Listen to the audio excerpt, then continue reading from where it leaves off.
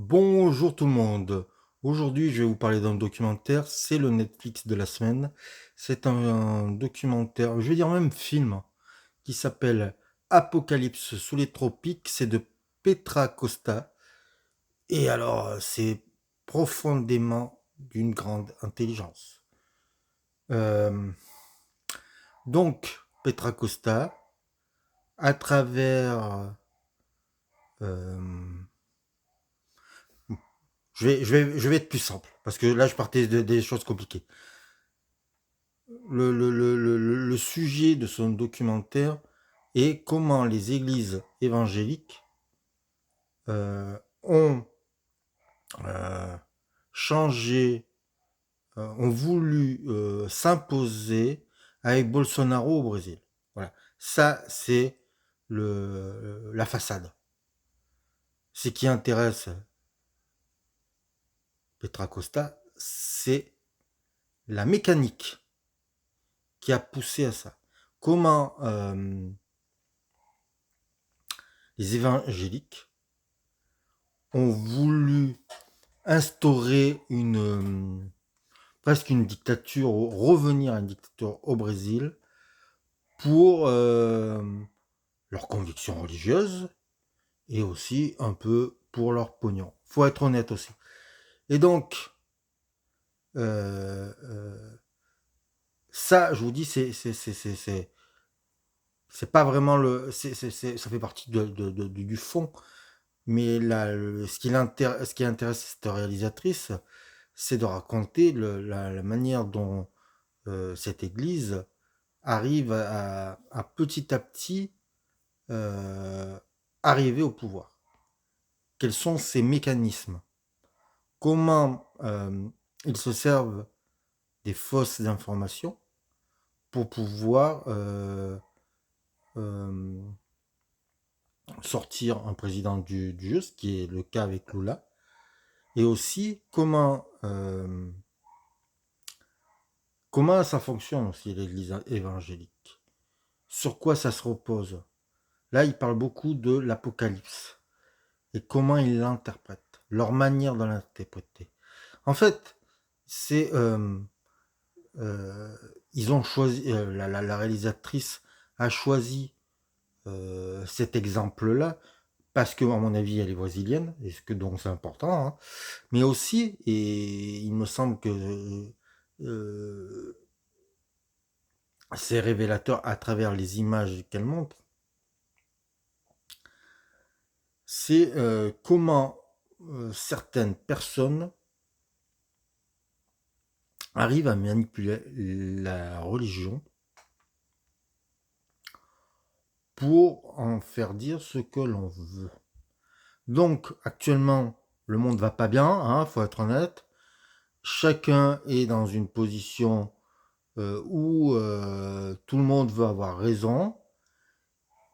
Eh bien, ce documentaire-là permet, à travers un exemple précis et le fonctionnement d'une mécanique de la religion et aussi le fonctionnement d'une mécanique de la politique, permet de réfléchir sur notre monde actuel. Bien sûr qu'avec cette histoire qui est assez étonnante, parfois effarante, l'exemple le plus frappant de, cette, de ce documentaire, c'est l'exemple du Covid. Il y a eu le Covid au, au Brésil. Bolsonaro n'a absolument rien voulu faire. Il a dit la meilleure manière, c'est Dieu qui vous punit. Donc les gens ont prié dans les rues face à face.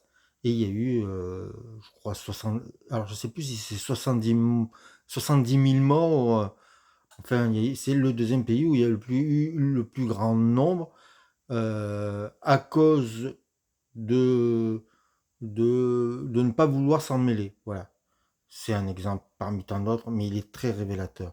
Et en fait, ce documentaire qui semble être très précis sur le Brésil nous ramène à des éléments politiques du monde entier.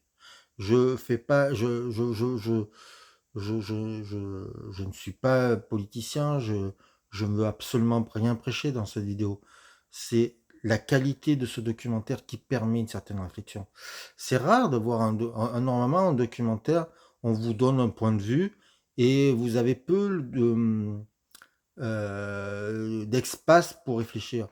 Là, ce documentaire, à travers, je vous répète, des images, euh, les images, on a des images de films comme la passe, comme alors je crois que c'est l'Évangile de Saint Matthieu de Pasolini, c'est mis en scène.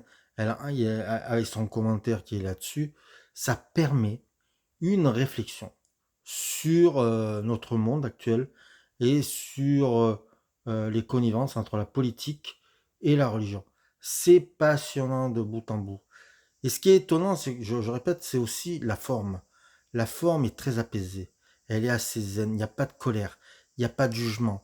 Il n'y a pas de critique sociale. Elle montre les faits. Elle explique comment ça s'est produit. Comment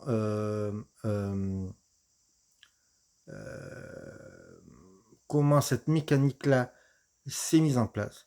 Mais il n'y a jamais de haine, et il n'y a jamais de colère, et il n'y a jamais de critique du peuple aussi.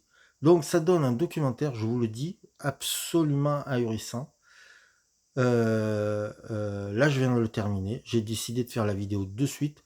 Normalement, des fois, je le réfléchis un peu. Et puis là, ça m'a... Je pense que ce documentaire va me permettre une réflexion. Et voilà, à travers un exemple bien précis. Et ça permet d'avoir une vision de la vie. Et bien, c'est pas si courant que ça, en fait. Et donc, je voulais partager ça, mais je vous répète, je ne prêche pour aucune paroisse en parlant de ce documentaire. Ce n'est qu'un exemple parmi tant d'autres. Et c'est surtout, moi, ce qui m'a intéressé, c'est pas tant le fond que ça, c'est la forme. C'est-à-dire ce côté très calme, très posé, très doux, pour raconter une histoire qui est d'une violence totale. Eh bien, et son décryptage, parce que beaucoup de séquences sont décryptées sur plusieurs visions. Il n'y a pas de personnes, il y a très peu de personnes qui font euh, comment dire, qui sont face caméra et qui répondent à des questions. Il y a très peu d'interviewés, c'est juste presque quelqu'un qui, à travers des images, à travers un commentaire, à travers des textes sacrés, explique comment ça a pu arriver au Brésil. Voilà. Donc, je ne vois rien de politique là-dedans et je trouve ça tout simplement passionnant. Merci de m'avoir écouté. À bientôt.